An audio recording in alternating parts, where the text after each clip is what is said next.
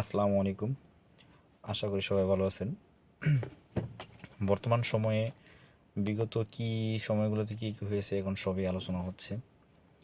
আজকে আহ, একজনের বাংলাদেশে একজন স্বনামধন্য একজন ব্যক্তি, অর্থাৎ একজন চলচ্চিত্রের ব্যক্তি, ওনার মুখ থেকে শুনলাম যে তাদেরকে কীভাবে মানে বাকরুদ্ধ করে রাখা হয়েছিল। শুধু ওনার না, প্রতিটা সেক্টর থেকে, স্কুলের টিচার, মাদ্রাসার শিক্ষক থেকে শুরু করে আলেমগণ, গণ্যমান্য ব্যক্তি যারা রয়েছেন সবারকে এইভাবে তাদেরকে বাক স্বাধীনতা দেওয়া হয়নি, কাউকে দেওয়া হয়নি। বিশেষ করে তারা কিছু একটা ফেসবুকে একটা পোস্ট দিতে গেলেও তাদেরকে জবাবদিহিতা করতে হয়েছে। সেই ভিডিওটা আজকে আমরা দেখব, কিছু আলোচনা হয়েছে। কিছু পোস্ট করার আগে আমাদের 5টা ফোন চলে আসে, 6টা ফোন চলে আসে, এবং যেখান থেকে ফোনটা আসে যে কোনো সাধারণ মানুষকে আমি বলতে পারি আপনার ট্রু কলারে যদি তাদের নাম ওঠে তাহলে আপনাদের আত্মা অনেকটা কেঁপে যাবে।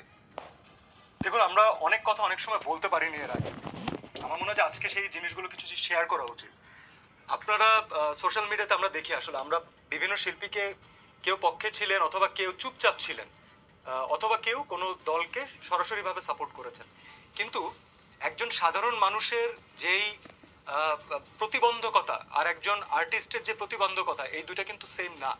আমি আজকে সেটা আপনাদের কাছে একটু ক্লিয়ার করতে চাই, কারণ আমাদের অনেক আর্টিস্টদেরকে আমরা দেখেছি, এটা সাথে ছিলাম, সাপোর্ট করেছি দেখে হয়তো আমাদেরকে অনেকে বাহবা দিয়েছেন, কিন্তু আমাদের প্যারালালে অনেকে আছেন যারা চুপ ছিলেন। তো আপনাদেরকে এখন এটা জানতে হবে, দেশের মানুষের জানতে হবে যে তারা কেন চুপ ছিলেন।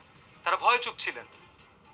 তাদের কোনো কিছু পোস্ট করার আগে আমাদের 5টা ফোন চলে আসে, 6টা ফোন চলে আসে, এবং যেখান থেকে ফোনটা আসে যে কোনো সাধারণ মানুষকে আমি বলতে পারি আপনার ট্রু কলারে যদি তাদের নাম ওঠে তাহলে আপনাদের আত্মা অনেকটা কেঁপে যাবে। এমন জায়গা থেকে আমাদেরকে ফোন আসে এবং আমাদেরকে সুন্দরভাবে জিজ্ঞেস করা হয় যে এই পোস্ট আসলে কেন দেওয়া হয়েছে, অথবা এটার তো একটা বিরূপ ভাবমূর্তি পড়ছে। তো ওই রকম প্রেশারে পলিটিক্যাল ব্যাকগ্রাউন্ডের কথা আমি বাদই দিলাম। আমরা কখনো স্বাধীনভাবে কখনোই কোনো কিছু করতে পারিনি। আমি আমার কি ফিল করছি যদি সেটা না বলতে পারি, আমাদের কাজ হচ্ছে জনগণের জন্য কাজ করা, দেশের মানুষের জন্য আমরা কাজ করি। যারা আর্টিস্ট তারা আর্ট ওয়ার্কটা বাসায় নিজে একা দেখার জন্য বানান না। আমাদের কাজ হচ্ছে জনগণ যেটা চিন্তা করছে, তারা যেটা ভাবছেন, তাদেরকে যেটা রিপ্রেজেন্ট করে সেইটাকে তুলে ধরা। সেটা আমরা কখনো করতে পারি না, অথবা খুব কম পেরেছি। আপনারা শুনলেন যে কিভাবে তাদেরকে হুমকি দেওয়া হতো। শুধু তারাই নয়, তাদের আরও অনেক এরকম মানুষ রয়েছেন যারা নাকি কিছু বলার আগে 10বার ভাবতে হয়। এইভাবে উপর থেকে, বড় বড় জায়গা থেকে তাদেরকে হুমকি দেওয়া হতো, যার কারণে যে কোনো জিনিস বলা থেকে তারা বিরত রয়েছেন।